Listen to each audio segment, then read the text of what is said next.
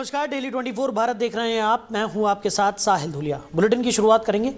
छात्रों के चल रहे आंदोलन के बीच केंद्रीय राज्य मंत्री जितेंद्र सिंह ने प्रदर्शनकारी छात्रों को बातचीत का न्योता देते हुए कहा कि सरकार संवाद के माध्यम से समाधान निकालने के पक्ष में है।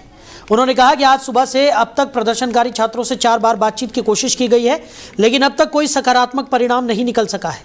जितेंद्र सिंह ने कहा कि सरकार छात्रों की बात सुनने और उनकी समस्याओं पर गंभीरता से चर्चा करने के लिए पूरी तरह तैयार है। उनका कहना था कि किसी भी विवाद का स्थायी समाधान केवल बातचीत और आपसी सहमति से ही संभव है। उन्होंने छात्रों से अपील की कि वो संवाद की प्रक्रिया में शामिल हो ताकि सभी मुद्दों का शांतिपूर्ण समाधान निकाला जा सके। इस बीच राज्य मंत्री जितेंद्र सिंह ने केंद्रीय गृह मंत्री अमित शाह से उनके आवास पर मुलाकात की। माना जा रहा है कि बैठक में छात्रों के आंदोलन और मौजूदा स्थिति पर विस्तार से चर्चा हुई। सरकार लगातार हालातों पर नजर बनाए हुए है और कानून व्यवस्था के साथ साथ छात्रों की चिंताओं के समाधान के लिए भी प्रयास कर रही है। सरकार का कहना है कि बातचीत के दरवाजे खुले हैं और सभी पक्षों के सहयोग से सकारात्मक समाधान निकालने की कोशिश जारी रहेगी। तो नहीं हो रहा क्या काम में? मैंने कहा 15-20। तो आंदोलनकारी छात्रों से मुलाकात करने जितेंद्र सिंह पहुंचे। उन्होंने कहा कि चर्चा से ही समाधान निकलेगा। 4 बार संवाद की कोशिश यहां पर छात्रों से की गई, लेकिन अभी तक कोई सकारात्मक पहलू निकलकर सामने नहीं आया है। ये जानकारी जितेंद्र सिंह ने दी है। वहीं उन्होंने गृह मंत्री अमित शाह से भी मुलाकात की थी और इसी खबर पर ज़्यादा चर्चा के लिए हमारे मैनेजिंग एडिटर रमेश ठाकुर जी हमारे साथ जुड़ गए। रमेश जी, 4 बार संवाद की कोशिश यहाँ पर छात्रों से की जा चुकी है, ऐसा जितेंद्र सिंह का कहना है, लेकिन अभी तक भी कोई सकारात्मक पहल छात्रों की तरफ से नहीं हुई है और सरकार बार बार ये दोहरा रही है कि बातचीत के लिए सरकार पूरी तरह से तैयार है, छात्रों की समस्याओं का समाधान करने के लिए प्रतिबद्ध है सरकार, लेकिन उसके बावजूद छात्रों की तरफ से कोई भी सकारात्मक पहलू निकलकर सामने नहीं आया। क्या कहेंगे? देखो, जब से खबर आई है लगभग 3 बजे के आसपास में, तब ये जो प्रोटेस्टर है इन्होंने इस खबर को झुठला दिया है। हाँ। उनका कहना कि उनकी केंद्र सरकार की तरफ से कोई ऐसा प्रस्ताव नहीं आया है और ना ही उन्होंने हमारे डेलीगेट्स को बुलाने की कोशिश की है और ना ही इस तरीके की कोई, कुल मिला के पूरी बात को नकार दिया है। अब बात आ जाती है कि सरकार जिस तरीके से ये सपूगे छोड़ रही है और जिस तरीके से ये धीरे धीरे की जनता के बीच में और लोगों के बीच में ये मैसेज देने की कोशिश करिए कि हम प्रोटेस्टरों के संपर्क में हैं, उनकी बात मानने के लिए राजी हैं, लेकिन सच्चाई ये है ऐसा कुछ नहीं है और सरकार दूसरी तैयारी में लग गई है। सुरक्षा पहलुओं को अगर दृष्टि से देखें तो पूरी सुरक्षा बढ़ा दी गई है और इसके अलावा दुकानें बंद करने के आदेश आ गए हैं और पूरे कनॉट पैलेस और जंतर मंतर का इलाका है उसको बंद करने के आदेश हैं।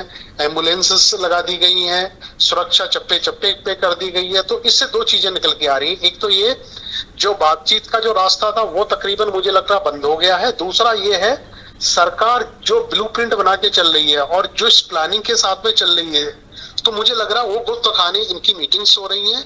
हो सकता शाम को या कल रात तक जंतर मंतर में जितने भी लोग हैं सबको खदेड़ दिए जाएंगे जी। लेकिन रमेश जी, एक तरफ जब केंद्रीय मंत्री इस तरीके का बयान दे रहे हैं, उनका साफ तौर पर यह कहना है और मीडिया के सामने वो बार बार इस बात को दोहरा रहे हैं। उन्होंने साफ तौर पर कहा है कि आंदोलनकारी जो छात्र हैं उनको न्योता यहाँ पर भेजा गया है। एक तरफ केंद्रीय मंत्री का बयान है जो कि पब्लिक फोरम में है, दूसरी तरफ हम देख रहे हैं कि आंदोलनकारी जो छात्र जुटे हुए हैं जंतर मंतर पर, उनकी तरफ से किसी तरह की कोई बात निकलकर अभी तक सामने नहीं आई है आधिकारिक तौर पर अगर देखा जाए। हालांकि खंडन यहाँ पर करने की बातें निकलकर सामने आ रही हैं, लेकिन आधिकारिक तौर पर उन्होंने किसी तरह की कोई पेशकश यहाँ पर अभी तक कहीं की नहीं है। ऐसे में क्या उनकी तरफ से भी कोई यहाँ पर कोई, या तो मीडिया के सामने वो अपनी बात रखें या सरकार के साथ बातचीत का रास्ता उनकी तरफ से भी खुला हुआ है, इसका कहीं ना कहीं ऐलान करते हुए नजर आए? कुछ तो छात्रों की तरफ से भी हो। नहीं, मुझे लगता है कि जो बच्चे हैं वो इसी चीज का इंतजार कर रहे हैं। अगर इस तरह का प्रस्ताव आ जाएगा लपक लेंगे तुरंत और तुरंत जाएंगे, बात करेंगे, बातचीत में कोई रास्ता निकालेंगे, ये बच्चे सारे अपने घर पे चले जाएंगे। और ऐसा प्रस्ताव मुझे लग रहा सरकार की तरफ से नहीं दिया गया है। अगर दिया गया होता तो अब तक मीडिया में हल्ला कट जाता और इनकी टीमें बिल्कुल तैयार हैं। ये जाके संबंधित जो भी इसका मंत्रालय है, मंत्रालय से जुड़े हुए मंत्री के साथ में मिलते जाके, क्योंकि पिछली बार भी ये हुआ था कि भाई एक तरफ प्रोटेस्टर और पुलिस के बीच में लाठीचार्ज हो रहा था, दूसरी तरफ से अभिषेक दास और इनके लोग जेपी नड्डा साहब से मिल रहे थे, और वो भी कोई तुक नहीं बनता था कि आपकी मांग किससे है, शिक्षा मंत्रालय से है और शिक्षा मंत्री से है, आपको उनसे मिलना चाहिए। जेपी नड्डा को बीच में डालने का कोई तुक नहीं बनता था, ये भी बातें निकल के आई थी। तो जो आपकी मांग है, आप जब डाइवर्ट क्यों हो रहे हो?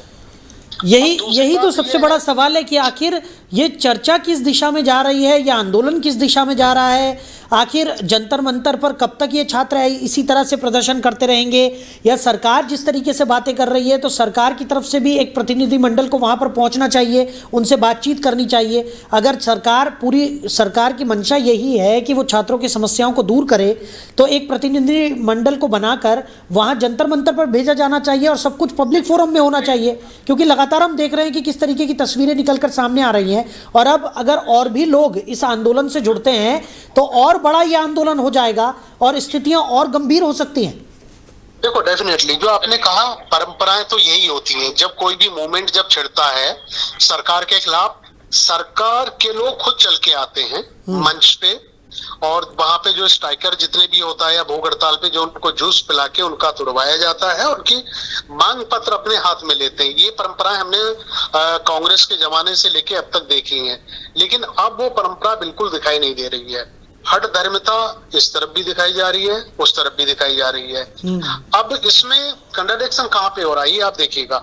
सरकार जिस विभाग से बच्चों की मांग है, डिमांड है, वो मंत्रालय और वो मंत्री बाहर निकल के नहीं आ रहे हैं। दूसरे लोग, जितेंद्र सिंह, जेपी नड्डा साहब, बाकी लोग निकल के आ रहे हैं। तो इसमें भी चीजें थोड़ी सी ऐसी लग रही है कि नहीं, ये जो है प्रक्रिया सही नहीं है। और दूसरा ये है, जैसे जैसे आंदोलन आगे बढ़ रहा है, मुझे लगता है इसको पूरी तरीके से हाईजैक किया जा रहा है। राजनीतिक लोग इसमें जुड़ चुके हैं, और दूसरे लोग जितने भी आपराधिक तत्व के लोग हैं वो भी धीरे धीरे इसमें जुड़ते जा रहे हैं। तो मुझे लग रहा है इसका जो आंदोलन का स्वरूप है वो पूरी तरीके से खंडित होता दिख रहा है। बिल्कुल, और कहीं ना कहीं अब अगर इस तरीके की स्थिति आगे भी देखने को मिलती है, और जिस तरीके को हमने देखा था कि सोमवार को किस तरीके की स्थितियां बन गई थी, कितनी ज़्यादा मारपीट वहां पर हुई, कई लोग घायल हुए, और ऐसा ना हो कि आने वाले समय में स्थितियां इतनी ज़्यादा बिगड़ जाएं कि फिर सरकार के हाथों से भी बात निकल जाए। और छात्र तो वहाँ पर टिके ही हुए हैं, हम लगातार देख भी रहे हैं कि अलग अलग हस्तियां जो हैं वो भी अब छात्रों के समर्थन में उतर आए हैं। कई अलग अलग स्टेट्स में भी अब प्रदर्शन होते हुए नज़र आ रहे हैं। ऐसे में सरकार की अब जिम्मेदारी यहाँ पर ये बन जाती है कि जल्द से जल्द इस आंदोलन को ख़त्म किया जाए, ताकि स्थितियों को पुनः कंट्रोल में लाया जा सके, और जल्द से जल्द जो छात्रों की नाराज़गी है उसको यहाँ पर सरकार की तरफ से दूर किया जा सके। नहीं, उम्मीद तो इसी बात की जताई जा रही है, लेकिन ये हो तब ना, क्योंकि जैसे आपने कहा लखनऊ में भी यही प्रोटेस्ट चल रहा है, जयपुर में भी चल रहा है, पटना में भी चल रहा है। तो मुझे लग रहा है इसकी जो शाखाएं हैं वो पूरे देश में फैल चुकी हैं। अब ऐसा ना हो कि पता चला शिक्षण संस्थाएं प्रभावित हों, बच्चों की पढ़ाइयां इसमें प्रभावित हों। इसमें सरकार को बड़ा दिल दिखा के आगे आना चाहिए और इस्तीफा होना चाहिए, और जो चीजें उनकी मांग है मुझे लगता है उसमें मांग लेनी चाहिए। क्यों वो कहते ना कि कोई राड हो, अगर उसको खत्म करने के लिए अगर थोड़ी सी पहल अपने से की जाए तो उसमें गुरेज किया। जी चलिए रमेश जी, हमारे साथ जुड़ने के लिए और इस तमाम चर्चा के लिए आपका बहुत शुक्रिया। तो आंदोलनकारी छात्रों को बातचीत का न्योता यहाँ पर सरकार की तरफ से दिया गया है, ऐसा बयान निकलकर सामने आया है। जितेंद्र सिंह की तरफ से ये बयान सामने आया। उन्होंने कहा कि 4 बार संवाद करने की कोशिश यहाँ पर की गई, लेकिन अभी कोई सकारात्मक पहल छात्रों की तरफ से नहीं हुई है। तो आंदोलनकारी छात्रों से बातचीत करने की कोशिश अब सरकार की तरफ से की जा रही है, ऐसा केंद्रीय मंत्री जितेंद्र सिंह ने कहा। इससे पहले गृहमंत्री अमित शाह से वो मिलने के लिए पहुंचे थे। और आपको बता दें कि लगातार जिस तरीके की स्थितियां देखने को मिल रही है, आने वाले समय में ये स्थितियां और गंभीर ना हो जाएं, इसको लेकर भी मंथन लगातार जारी है। राज्य मंत्री जितेंद्र सिंह ने एक बयान जारी किया है। अब देखना होगा कि आंदोलनकारी छात्रों की तरफ से क्या किसी तरह का कोई सकारात्मक पहलू निकलकर सामने आता है या नहीं। वहीं पटना कॉलेज के बाहर छात्र प्रदर्शन और हंगामे के बाद सुरक्षा व्यवस्था पूरी तरह कड़ी कर दी गई है। प्रशासन ने एहतियात के तौर पर कॉलेज परिसर और आसपास के इलाकों में भारी संख्या में पुलिस बल तैनात किया है। पुलिस लगातार इलाके में गश्त कर रही है और हालातों पर पैनी नजर बनाए हुए है। ताकि किसी भी अप्रिय स्थिति से समय रहते निपटा जा सके। छात्रों के प्रस्तावित कार्यक्रमों को देखते हुए अतिरिक्त सुरक्षा इंतजाम किए गए हैं। कॉलेज के प्रवेश और निकास मार्गों पर निगरानी बढ़ा दी गई है। साथ ही संवेदनशील स्थानों पर पुलिसकर्मियों की तैनाती की गई है। प्रशासन का कहना है कि कानून व्यवस्था बनाए रखना उसकी प्राथमिकता है और किसी भी तरह की अव्यवस्था को बर्दाश्त नहीं किया जाएगा। वहीं छात्र प्रदर्शन और हिंसा के मामले में पुलिस ने बड़ी कार्रवाई करते हुए 85 नामजद और करीब 1000 अज्ञात लोगों के खिलाफ FIR दर्ज की है। अब तक 45 लोगों को गिरफ्तार किया जा चुका है और अन्य आरोपियों की पहचान व गिरफ्तारी के लिए लगातार छापेमारी की जा रही है। पुलिस अधिकारियों का कहना है कि पूरे मामले की जांच जारी है और दोषियों के खिलाफ उपलब्ध साक्ष्यों के आधार पर आगे भी सख्त कानूनी कार्रवाई की जाएगी। वहीं दिल्ली में छात्रों के प्रदर्शन के दौरान हुई हिंसा को लेकर उत्तर प्रदेश सरकार के मंत्री कपिल देव अग्रवाल ने समाजवादी पार्टी और कांग्रेस पर तीखा हमला बोला। उन्होंने आरोप लगाया कि विपक्षी दल छात्रों को गुमराह कर आंदोलन और पत्थरबाजी के लिए उकसा रहे हैं।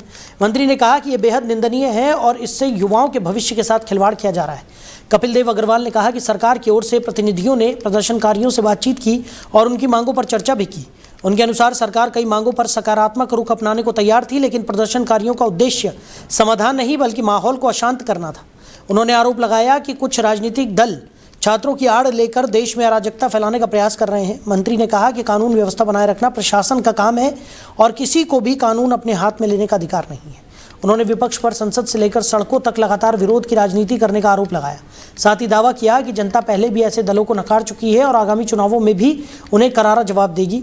उन्होंने हिंसा और तोड़फोड़ की घटनाओं की कड़ी निंदा करते हुए दोषियों के खिलाफ सख्त कार्रवाई की आवश्यकता पर जोर दिया।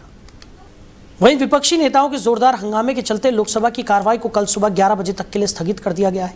सदन की कार्रवाई शुरू होते ही विपक्षी सांसदों ने विभिन्न मुद्दों को लेकर नारेबाजी और विरोध प्रदर्शन शुरू कर दिया, जिसके कारण सदन में लगातार व्यवधान बना रहा।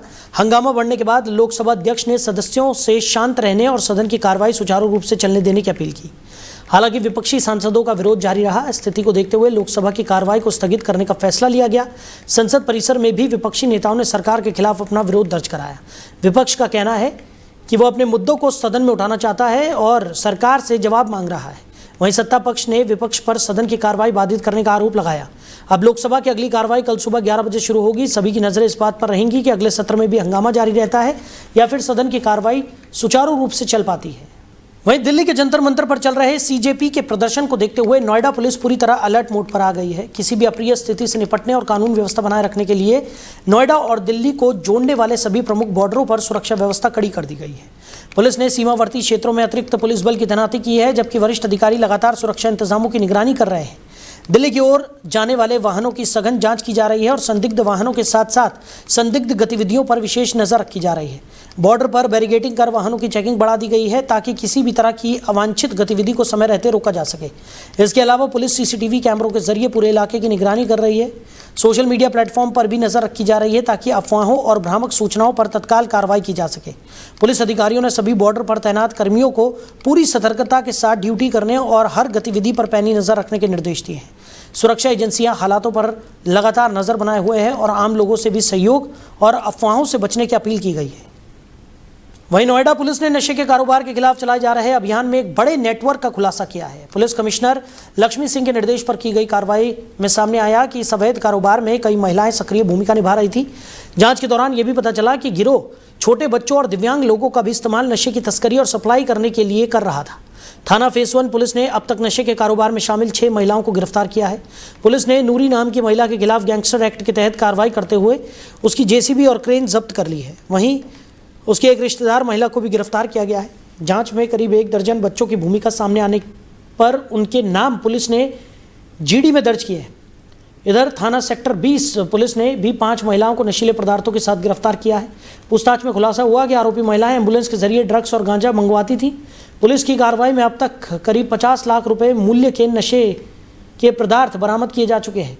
पुलिस ने चेतावनी दी है कि नशे के कारोबार में संलिप्त किसी भी व्यक्ति के खिलाफ भविष्य में भी सख्त कानूनी कार्रवाई जारी रहेगी। तो फिलहाल इस बुलेटिन में मेरे साथ इतना ही। आप बने रहिए और देखते रहिए डेली 24 भारत। नमस्कार।